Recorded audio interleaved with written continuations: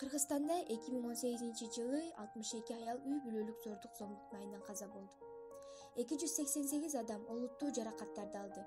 Бул 350дөн ашык талкаланган үй бүлө, нечендеген балдардын энесиз калышы жана түбөлүк сынган тагдырлар.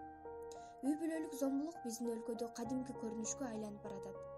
Мамлекет үй бүлөдөгү зомбулук жана аялдарга карата көрсөтүлгөн зомбулуктун бардык түрүн жок кылуу үчүн колунан келген аракеттер жасашы керек. Кыргызстан адамдын укуктарын коргоо багытында маанилүү жана жоопкерчиликтүү кадам жасоодо. Үй бүлөлүк зомбулук бул жеке жашоо эмес. Мамлекет көп учурда аялдарды, балдарды, ошондой эле улгайган адамдарды, алардын ден соолугун, кээде өмүрүн сактап калуу үчүн бул жеке жашоого аралашууга милдеттүү.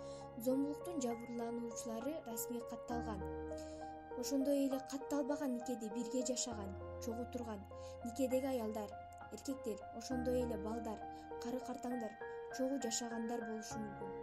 Жоруктар жөнүндө кодексте жана жазык кодексинде үй бүлөлүк зомбулукка жаза колдонулат. Айрым учурда үй бүлөлүк зордук зомбулук үчүн кылмыш жоопкерчилигине тартылышы мүмкүн. 2018-жылы милицияга түшкөн чалуулардын ар бири 6-сы үй бүлөлүк же үйдөгү зомбулук фактысы боюнча болгон. Бул 30 миңден ашык чалуу. Канчалаган аялдар жана балдар эмне болуп жаткандыгы тууралуу үн катпагандар көп. Зомбулук тууралуу үй бүлөнүн мүчөсү, ошондой эле үй бүлөлүк зомбулукка күбө болгон жашы жете элек адамдар кабарлай алат.